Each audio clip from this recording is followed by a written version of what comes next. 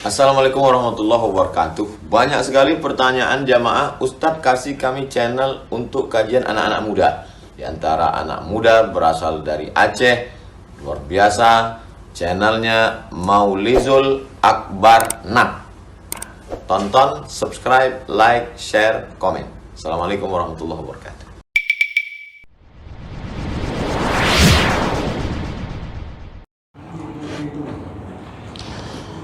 Assalamualaikum warahmatullahi wabarakatuh. Alhamdulillahi rabbil alamin. Wa bi ni'matihi tatimmu shalihat. Asyhadu an la ilaha illallah wahdahu la syarika lah. Wa asyhadu anna Muhammadan 'abduhu wa rasuluhul karim. Allahumma salli wa sallim ala nabiyyina Muhammadin wa ala alihi wa ashabihi ajma'in. Amma ba'd. Rabbi shrah li sadri wa yassir li amri wa hlul 'uqdatam min lisani yafqahu qawli. Segala puji bagi Allah, kemudian salawat dan salam kepada Rasulullah, pada keluarga dan seluruh sahabat-sahabatnya yang Allah muliakan. Bapak-bapak, ibu-ibu, jamaah salat maghrib dan isya, kita akan sambung pelajaran kita. Di pertemuan kita yang lalu, kita membahas tentang syarat wajib puasa, iaitu kapan seseorang diwajibkan untuk berpuasa Ramadan. Dan kita sudah dapatkan jawaban bahawa ada 5 syarat. Yang pertama Islam, kemudian baligh, berakal, mampu, dan bukan musafir. Ya. Artinya kalau tak mampu, dalam keadaan sakit-sakitan, tak wajib puasa. Kalau musafir, ada catatan, nanti ke depan juga diperjelas. Kalau dia dalam Ramadan keluar dari rumahnya sebelum datangnya waktu imsak, ya. Jadi kalau dia keluar dari rumahnya sebelum datangnya waktu sahur, waktu imsak, maka dia boleh tak berpuasa sepanjang perjalanannya, walaupun dalam keadaan sehat walafiat. Karena ketika datangnya azan subuh, dia sudah berada di dalam posisi sebagai musafir, maka dibolehkan untuk tidak berpuasa, ya. Tapi kalau dia keluar dari rumahnya melakukan perjalanan setelah selesai imsak, iaitu setelah selesai subuh, wajib puasa dan baru boleh berbuka kalau terjadi sesuatu yang menyebabkan kepayahan atau kesusahan dalam perjalanan. Nah, ini maka dibuatlah bahawa musafir tidak termasuk orang yang wajib melakukan puasa dengan catatan tadi. Baik, kita lanjutkan. Berikutnya syarat sah puasa, ya. Syarat-syarat sah puasa. Jadi syarat sah puasa ada sedikit perbedaan pandangan di antara para mujtahid, ya.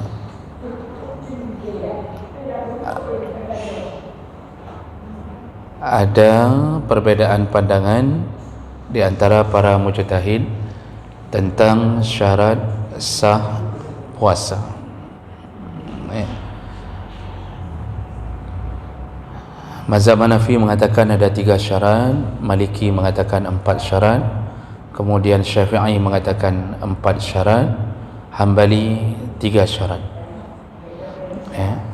Jadi perkara-perkara ini terjadi sedikit perbedaan, ya. Yang pertama yaitu an-niyah. Yang pertama an-niyah. Nah, niat ini di sisi tiga mazhab itu masuk ke syarat. Tapi dalam mazhab Syafi'i ini masuk ke rukun.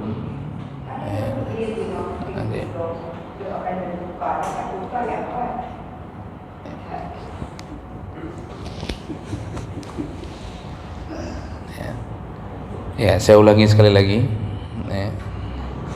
Jadi tiga mazhab selain Syafi'i itu mengatakan bahawa niat itu termasuk syarat sah. Tapi mazhab Syafi'i memasukkannya ke rukun. Di sini timbul perbedaan yang pertama. Walaupun begitu, kita bahas berdasarkan tiga pandangan mazhab, yaitu syarat sah puasa yang pertama adalah an-niyah. Berdasarkan hadis Nabi sallallahu alaihi wasallam, innamal a'malu binniyat. Semua pekerjaan itu, semua amalan tergantung sekali kepada niatnya. Dalam semua urusan. Begitu juga dalam puasa wajib berniat. Nah, apa saja syarat-syarat yang menyebabkan niat itu sah? Jadi ini syarat pertama. Saya ulang sekali lagi. Tiga mazhab mengatakan niat itu masuk ke syarat. Sedangkan mazhab Syafi'i mengatakan bahawa niat itu masuknya ke rukun, bukan ke syarat. Apa beda syarat dengan rukun? Kalau syarat, ketentuan-ketentuan yang harus ada tapi berada di luar materi ibadah tersebut. Ya, misal syarat sah salat, ya, bersuci, menghadap kiblat. Jadi di luar salatnya itu disebut syarat. Sedangkan rukun, itu sesuatu yang harus ada tapi berada di dalam materi ibadah tersebut. Makanya kita ketika belajar rukun solat itu kan, dalam mazhab Syafi'i niat, berdiri, baca Al-Fatihah, semuanya berada di dalam ibadah tersebut. Nah, khusus masalah niat terjadi perbedaan pandangan. Tiga mazhab mengatakan niat termasuk syarat, tapi mazhab Syafi'i memasukkannya ke rukun. Dalam masalah puasa juga begitu, ya. Niat itu sesuatu yang dibersihkan di dalam hati, bukan di mulut. Tidak sah kalau berniat di mulut, karena tempat niat adalah hati, bukan mulut. Dalam salat juga begitu. Tidak sah salat, Pak, kalau kita mengucapkan usalli fardal maghribi tapi tidak meniatkannya di dalam hati, tidak sah, ya. Jadi niat itu bersihkan hati. Nah, supaya syarat berniat ini sah dalam Ramadan, itu ada ketentuan-ketentuan berniat. Yang pertama, tabyid an-niyah. Niat itu harus dilakukan di malam hari, ya. Niat harus dilakukan di malam hari. Berdasarkan hadis Nabi sallallahu alaihi wasallam, man lam yubayyitis siyam qabla tulu'il fajri fala siyama lahu. Barang siapa yang tidak membersihkan niat sebelum datangnya fajar, maka tidak sah puasanya. Tidak ada puasa untuknya. Ini baik sengaja, tidak sengaja, lupa, tidak lupa. Kalau tidak berniat dari malam hari, maka puasa Ramadannya tidak sah. Kalau ada orang yang tertidur mulai dari habis berbuka puasa, ya, tertidur dari waktu maghrib sampai terbangun sampai habis salat subuh, dan dia tidak berniat sama sekali untuk puasa di hari itu, maka para ulama mengatakan bahawa puasanya tidak sah. Tidak sah karena tidak ada niat di malam hari. Yang namanya malam hari dari mana? Dimulai dari terbenamnya matahari ketika berbuka puasa sampai sebelum azan subuh berkumandang atau waktu subuh datang, itu disebut malam hari.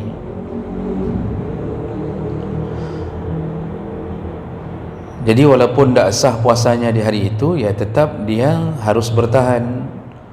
Tak boleh makan sembarangan, tak boleh keliling-keliling suka-suka sambil makan, tak boleh. Dia tetap harus menghormati Ramadan. Baik, jadi itu syarat pertama niat, iaitu harus dilakukan di malam hari. Kemudian yang kedua, syarat sah niat adalah melakukan ta'yin fil fardhi. Jadi niat itu harus ditentukan untuk melakukan puasa yang fardu. Makanya para ulama menyusun kalimat nawaitu sauma ghadin an adain fardhi syahri Ramadan. Nah, kalimat fardhi syahri Ramadan itu menunjukkan kita berniat khusus untuk wajib, puasa wajib dalam Ramadan. Itu harus ada dalam persitan niat. Jadi ini puasanya untuk apa? Ya, untuk puasa Ramadan. Syarat ketiga yaitu al-jazam bin niyah. Niat itu harus pasti, tidak boleh ada keraguan-raguan dalam berniat. Jadi tidak boleh, ini besok mau puasa sunnah apa puasa wajib, tidak boleh. Ini besok puasa atau tidak, tidak boleh. Tidak boleh seseorang mengatakan dalam niatnya, besok saya puasa kalau sehat insya-Allah. Karena pada saat dia berniat, dia dalam keadaan sehat. Jadi tidak boleh ada keraguan-raguan dalam melaksanakan yang wajib, kecuali datang uzur tiba-tiba yang dia tidak menduganya. Ya. Kemudian syarat keempat niat itu baru sah, yaitu ta'addud an-niyah bi ta'addudil ayyam. Harus dilakukan setiap malam. Satu-satunya pandangan mazhab yang membolehkan berniat sebulan penuh dari awal Ramadan itu hanya mazhab Malik. Hanya mazhab Maliki yang membolehkan untuk berniat sebulan penuh. Jadi dari awal Ramadan berniat sampai akhir Ramadan tak perlu niat lagi, tak apa-apa. Itu dalam pandangan mazhab Malik. Kenapa begitu? Mazhab ini mengambil dalil dari surat Al-Baqarah ayat 185 ketika Allah mengatakan faman syahida minkumus syahra falyasum. Barang siapa yang melihat syahra maka hendaknya dia berpuasa.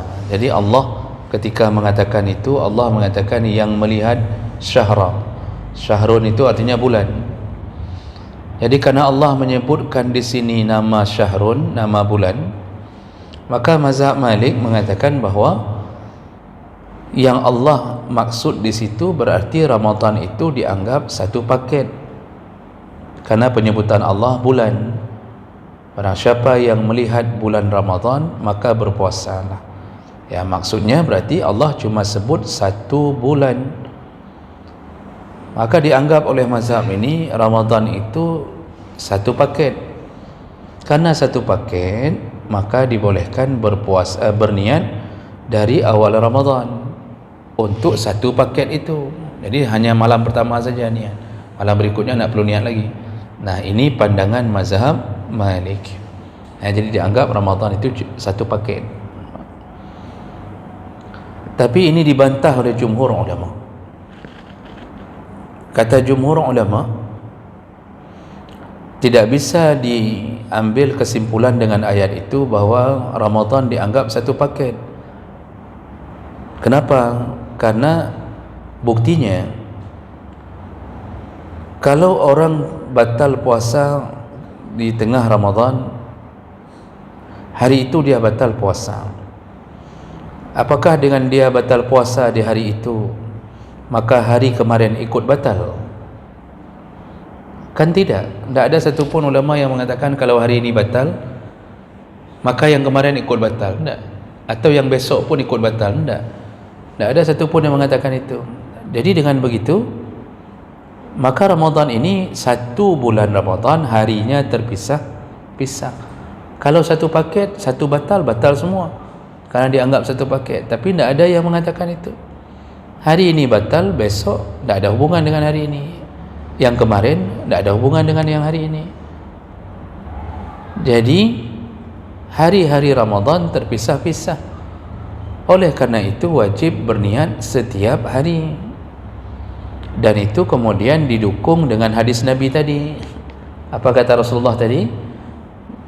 Siapa yang tidak berniat di malam hari, maka tidak ada puasa untuknya. Berarti itu isyarat Nabi disuruh berniat dalam Ramadan setiap malam, setiap hari, bukan satu bulan, hanya di awal bulan. Dan pandangan jumhur ini lebih kuat. Makanya ada yang mengatakan kalau untuk berjaga-jaga dah ikut mazhab Malik untuk berjaga-jaga. Jadi dari awal Ramadan niat terus sebulan, tetapi tetap wajib berniat di setiap malam. Takut kalau ada satu malam yang mungkin kita tidak sengaja terlupa, bisa kembali ke pandangan mazhab Malik bahawa kita telah berniat untuk seluruh Ramadan. Ada juga ulama yang mengatakan seperti itu. Tapi walaupun begitu Bapak Ibu, berusahalah berniat setiap malam. Jadi jangan lupa-lupa niat.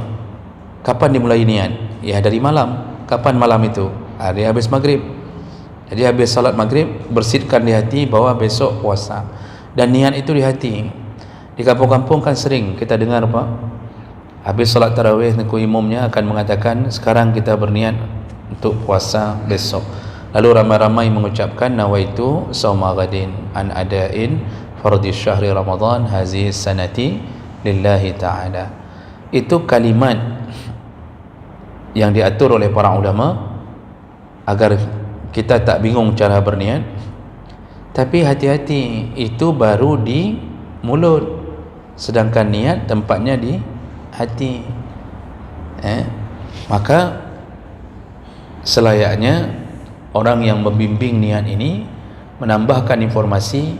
Nah sekarang berniatlah masing-masing di dalam hati masing-masing. Dalam hati masing-masing, bukan menurut keyakinan masing-masing, di dalam hati masing-masing.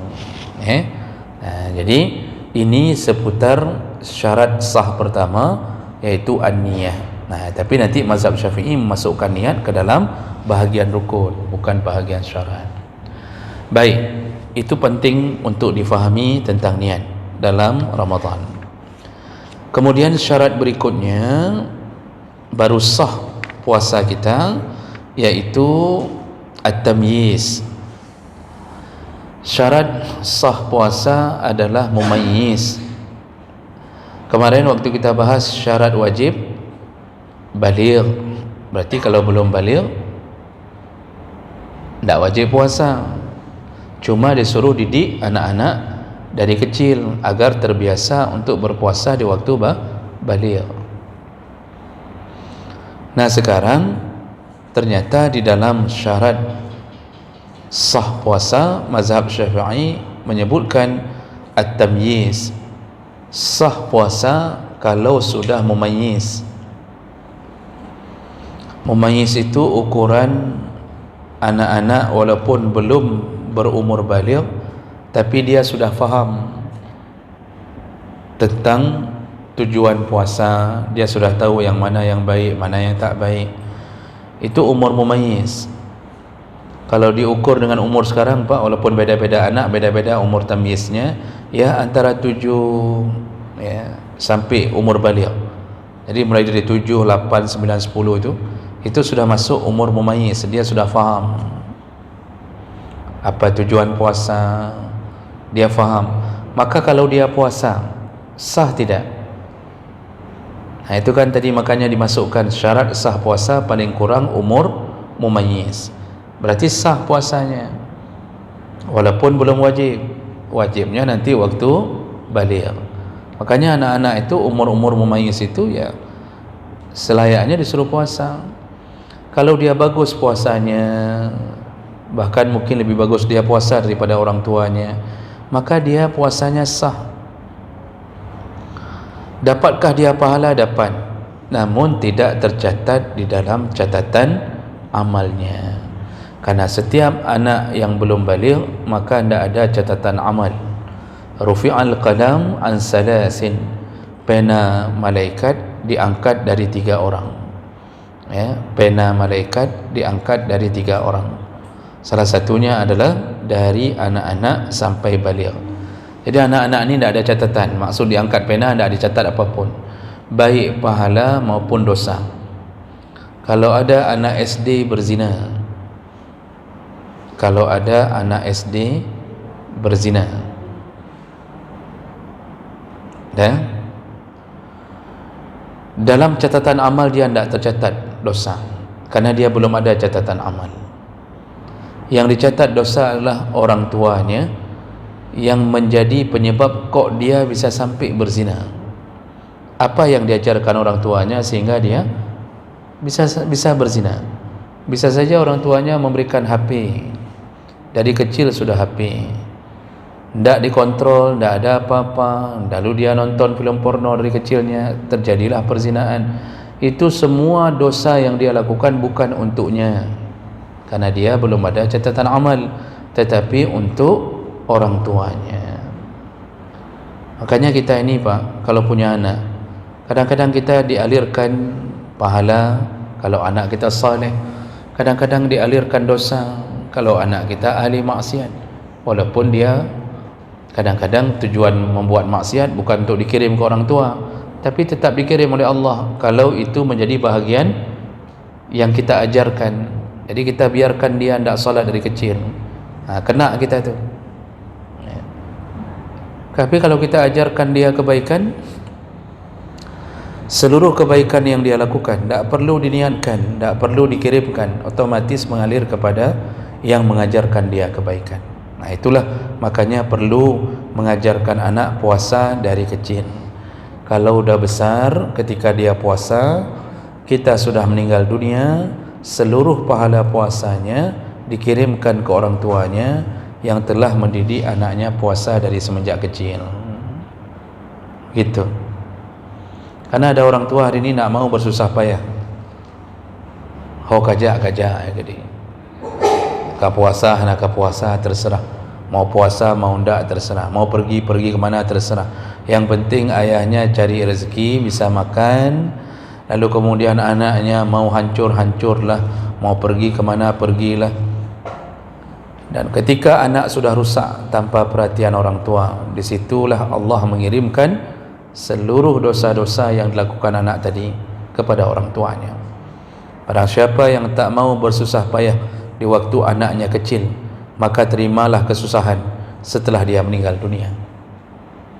Tapi barang siapa yang bersusah payah mendidik anaknya dari kecil, maka tunggulah Allah kirimkan gaji pensiun yang bernama kebaikan dari kebaikan anak-anaknya untuknya. Makanya anak kita itu Pak, investasi paling besar. Anak-anak kita itu modal paling besar kita hidup, selamat di alam kubur, selamat di akhirat itu melalui anak-anak kita. Jaga anak-anak dengan baik dalam urusan Ramadan. Jadi walaupun mentang umur 7 tahun 8 tahun you puasa apa, jaga betul. Kemudian syarat berikutnya baru sah puasa, yaitu an-niqa' 'anil haid wal nifas, yaitu bagi perempuan baru sah puasa kalau terbebas atau suci dari haid dan nifas. Artinya kalau sudah datang haid dan nifas berarti batallah puasanya, tidak sah lagi. Walaupun keluarnya haid itu 1 menit sebelum berbuka. Ini ada seorang perempuan mungkin sedang nunggu waktu berbuka, tiba-tiba merasakan sesuatu keluar. Itu jangan pura-pura tidak tahu. Jadi jangan pura-pura alah tanggung kali 1 minit lagi udah kita anggap tak ada aja. Oh, tak boleh. Walaupun 1 minit lagi mau berbuka, ketika keluar haid maka batallah puasa di hari itu, ganti di hari yang lain. Jadi tak boleh menggenap-genapkan, mensah-sahkan puasa kalau seandainya memang ada haid yang keluar. Kemudian syarat sah puasa berikutnya iaitu kaunul waqti qabilan lis-shaum. Dia puasanya baru sah kalau dilakukan di hari yang memang telah ditentukan untuk puasa. Jadi tidak sah puasa kalau bukan pada hari yang boleh puasa. Maka tidak boleh puasa sebelum datangnya Ramadan. Puasa wajib maksudnya. Kalau puasa sunnah, ini memang waktunya puasa sunnah Bapak Ibu. Ini bulan Sya'ban ni waktunya puasa sunnah. Nabi puasa sunnah dalam bulan Sya'ban itu hampir sepenuh bulan. Hampir sepenuh bulan, setiap hari. Hampir menyaingi Ramadan. Jadi jangan sampai kita tidak puasa 1 hari pun di dalam Sya'ban. Juga tidak boleh puasa di hari-hari yang tidak boleh puasa. Jadi selain Ramadan tidak boleh puasa Ramadan, tidak boleh puasa di hari raya, haram. Nah, ini maksudnya. Jadi baru sah puasa itu kalau dilakukan di hari-hari yang dibenarkan untuk melakukannya. Baik, itu seputar syarat sah puasa. Berikutnya kita masuk ke dalam pembahasan sunnah-sunnah puasa. Sudah selesai syarat wajib sudah, kita akan masuk ke dalam pembahasan syarat sunnah-sunnah dalam berpuasa. Apa saja sunnah-sunnah dalam Ramadan, puasa Ramadan? Yang pertama, as-sahur, disunnahkan untuk melakukan sahur. Rasulullah sallallahu alaihi wasallam menyebutkan dalam hadis hasan dari Ibnu Hibban, tasahharu walau bi jur'ati ma'in, bersahurlah walaupun hanya dengan meminum seteguk air. Jadi sahur ini sunnah Nabi. Walaupun kita mungkin tak terbiasa makan terlalu pagi, kita mungkin tipe yang kalau makan pagi muntah, tapi khusus Ramadan disunnahkan bersahur. Oh, tak sanggup makan, minum walaupun cuma seteguk. Oh, tak sanggup 1 gelas, takut muntah kerana tak biasa, minum walaupun cuma setetes. Masukkan setetes ke dalam mulut dengan niat sahur. Sahur ini hukumnya sunnah. Dan sahur ini salah satu manfaatnya adalah menimbulkan keberkahan. Rasulullah mengatakan, tasaharu fa inna fis sahur barakah. Bersahurlah karena di dalam sahur ada keberkahan. Apa itu keberkahan Bapak Ibu?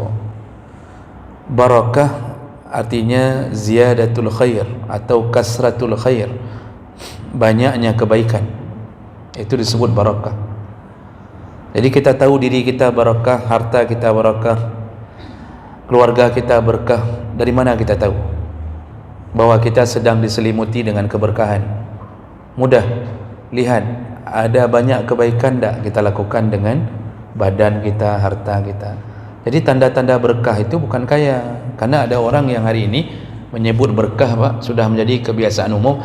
Udah kaya ya sekarang, lalu dia bilang, ya alhamdulillah berkah dari Allah.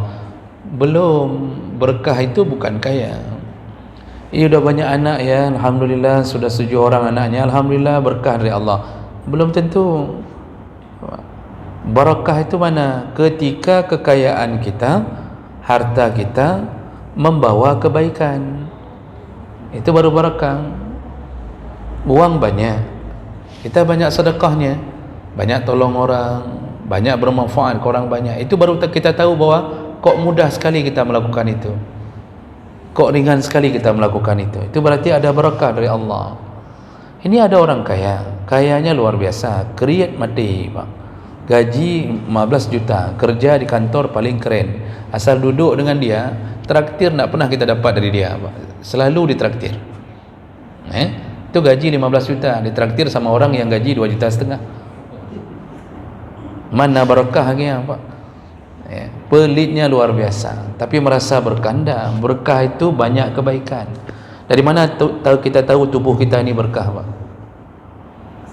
Tubuh ini selalu arah baik, ke arah baik. Jadi kok bisa kita solat jamaah? Di saat orang lain tak sanggup solat jamaah, kok kita suka solat jamaah? Itu namanya tubuh berkah, diberkahi Allah. Mulut ini dari mana kita tahu berkah? Banyak kebaikan, baca Quran tiap hari, itu barakah. Jadi bukan kerana pintar ngomong, ini berkah dari Allah ni, pintar ngomong bukan, malah pintar ngomong ujung-ujungnya jadi maksiat. Jadi dari mana kita bisa dapat berkah dalam Ramadan? Sahur. Apa ciri-ciri keberkahannya? Kalau Allah sudah tanam keberkahan melalui sahur, Ramadan yang kita lalui itu ringan bagi kita melakukan amal saleh. Orang lain hari pertama baru sampai bacaan Quran 1 halaman, kita sudah 1 juz. Hari kelima kita sudah 5 juz, orang baru 5 halaman. Lalu orang tanya, berapa sudah baca Qurannya? Alhamdulillah sudah 5 juz nih hari ini. Saya kok cuma 5 halaman, kok kamu sudah bisa 5 juz? Kok bisa ya? Nah, ini barakahnya duduknya di mana Pak? Sahur. Penyebab barakah itu salah satunya sahur. Jadi mudah aja kita baca Quran, habis salat subuh baca sambil nunggu terbit matahari, kemudian kita tutup dengan salat isyraq. Nanti jam 9 kita salat duha, baca lagi Quran. Nanti menjelang duhur baca lagi Quran, salat duhur, habis itu baca Quran lagi. Jadi kok sanggup? Di saat orang lain tak sanggup, kok kita sanggup? Ini berarti kita diberi keberkahan. Kok ramai Pak? Orang kaya kok ramai dalam Ramadan, tetapi yang bersedekah tak ramai. Maka siapa yang di dalam Ramadan diberi keberkahan? Yaitu orang-orang yang hartanya dia berikan untuk bukaan puasa orang-orang miskin. Dia tidak lupa sedekah habis-habisan dalam Ramadan. Itu barakah namanya. Cukup ramai satu kampung berapa ratus kakak Pak, yang salat tarawih cuma 50 kakak. Dari 300 kakak dalam satu kampung, 100 kakak yang istiqamah salat tarawih. Nah, yang 100 kakak ni kenapa sanggup dia lakukan? Barakah. Dari mana datangnya? Salah satunya adalah bersahurlah. Maka sahur itu Pak, walaupun tak sanggup, usahakan sahur. Itu kata Nabi. Dan sebaik-baiknya makanan sahur adalah at-tamar, kata Rasulullah SAW dalam hadis riwayat Abu Dawud, Ibnu Hibban dengan derajat yang sahih. Ni'mas sahur al-mu'min at-tamar. Sebaik-baiknya makanan sahur seorang mukmin adalah at-tamar, yaitu kurma. Jadi sahur itu paling bagus dengan kurma. Tapi Ustaz, saya kalau tidak makan nasi, tidak sanggup saya tahan. Makanlah nasi, tinggal taruh kurma dalam nasi. Apa susahnya? Tapi saya biasanya harus dengan mi cadu. Taruh kurma dalam mi cadu. Benar kurma bacul waktu sahur. Ini Rasulullah yang katakan bahawa sebaik-baiknya makanan sahur. Ini bukan wajib, karena Rasulullah mengatakan sebaik-baiknya. Kalau kita kan ngeri sahur kita. Kita biasanya sahur hari pertama dan kedua itu apa? Yaitu menghabiskan masa-masa kejayaan mak megang kan. Itu daging, rendang, dahsyat itu Pak. Kurma tidak ada. Makanya karena sahur pun disuruh sebaik-baiknya sahur dengan kurma. Bapak Ibu sediakan kurma. Sediakan kurma di rumah Pak. Jadi bawah mana mentang sediakan kurma harus ada, karena nanti buka puasa terbaik pun dengan kurma.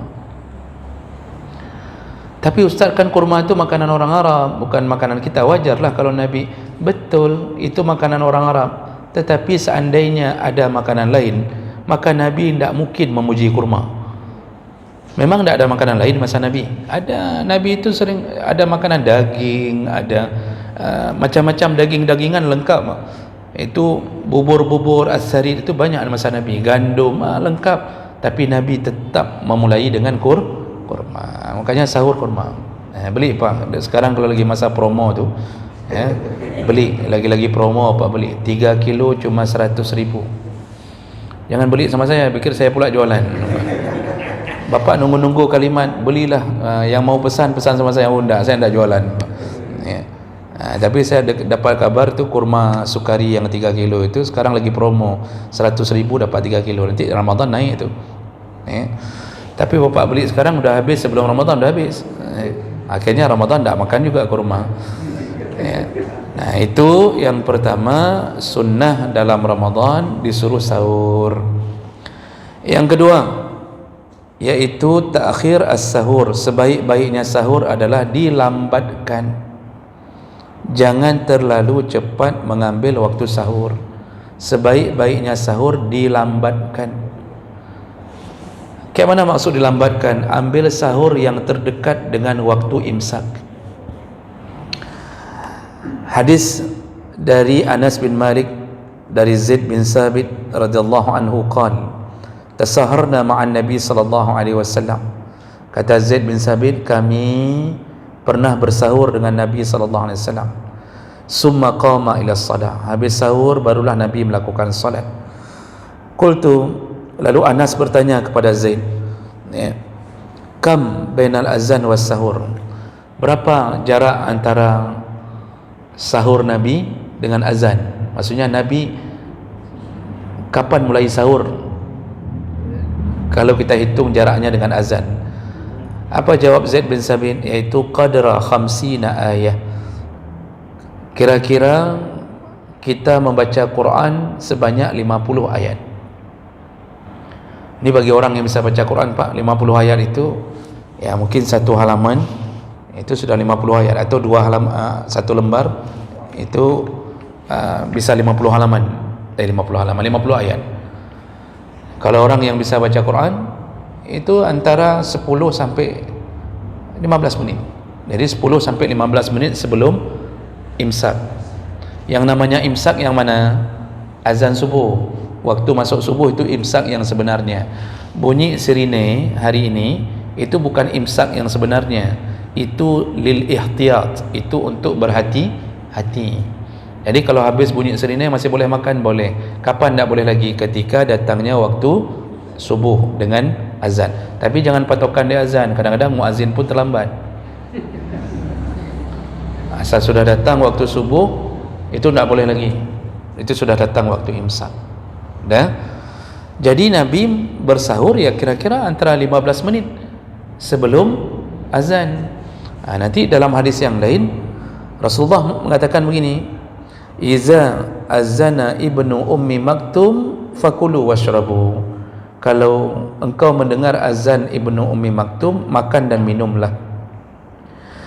Wa iza azana Bilal fala ta'kulu wa la tashrabu. Kalau engkau sudah dengar azannya Bilal, jangan lagi makan minum. Apa maksudnya? Dulu di masa Nabi, muazzin Nabi 2 orang kalau subuh. Azan pertama dikumandangkan oleh Ibnu Ummi Maktum, azan kedua oleh Bilal bin Rabah. Ibnu Ummi Maktum selalu mengumandangkan azan kira-kira setengah jam sebelum azan subuh. Itu bukan azan masuk waktu subuh, itu azan membangunkan orang agar bersiap-siap. Nanti Bilal mengumandangkan azan masuk waktu. Jadi apa kata Rasulullah? Ketika kalau engkau mau sahur, sahurlah setelah mendengarkan azan Ibnu Ummi Maktum. Berhentilah ketika dengar azan Bilal. Berarti kan jarak waktunya setengah jam, kira-kira setengah jam. Itu semua hadis-hadis itu menunjukkan apa? Jangan makan sahur terlalu cepat. Jadi kalau bapak ibu nanti bangun jam 4, salat tahajud dulu. Kalau sekarang azan misal Ramadan nanti jam 5 lewat 15, ya jam-jam 5 lah makan. Jadi jangan makan jam-jam 4, setengah 5, enggak usah dulu, tunda dulu. Apalagi makan Pak sebelum tidur. Tidur jam 1, lalu berbisik kepada keluarganya, ni kayaknya kita makan aja sahur sekarang ni, daripada besok tak terbangun. Itu bukan sahur itu. Tak ada sahur Pak yang begitu disebut. Sahur itu kira-kira mendekat ke waktu imsak, itu disebut sahur yang sempurna. Makanya nanti ibu-ibu kalau bangun, bapak bilang itu sama isteri-isteri kan, kalau bangun mereka jangan langsung sahur. Ya tentu kalau perempuan tu perjuangannya lebih hebat dalam Ramadan Pak. Itu masak dulu semuanya, sudah bunyi tangtung-tangtung di dalam dapur itu dari jam 4 itu. Nanti 15 menit lagi baru dia bangunkan suaminya. Itu perjuangan seorang perempuan. Maka perempuan besar sekali pahalanya dalam Ramadan. Yang terakhir yaitu ta'jil al-iftar. Nanti kalau berbuka puasa sunnah disuruh percepat. Kayak mana percepat? Maksudnya kalau sudah waktunya buka, jangan tunda. Jadi bukan buka sebelum waktu. Kalau sudah waktu buka. Oh, di jalan macet, di jalan kita sebelah kanan itu mi Jaluk, sebelah kiri Bandung. Jangan tunggu ke rumah kalau sudah dengar azan di jalan, langsung Pak buka mi Jaluk, makan terus di atas Honda tu. Apa yang bisa diminum, minum dulu. Minum tu dalam mobil, buka terus puasa, jangan apa yang terus rumah. Itu maksudnya percepatlah berbuka, karena Rasulullah mengatakan umatku selalu di dalam kebaikan, mazalu yuqaddim, umatku selalu di dalam kebaikan, ma'ajjalu al-fitr, iaitu selama mereka mempercepat berbuka puasa. Kan luar biasa kasih sayang Allah Pak. Padahal memang itu kita tunggu dari pagi, tapi dikasih lagi pahala. Memang itu kita tunggu, malah dikasih pahala lagi untuk itu. Begitu tentang sunnah puasa. Ini belum selesai, nanti kita sambung di pertemuan berikutnya.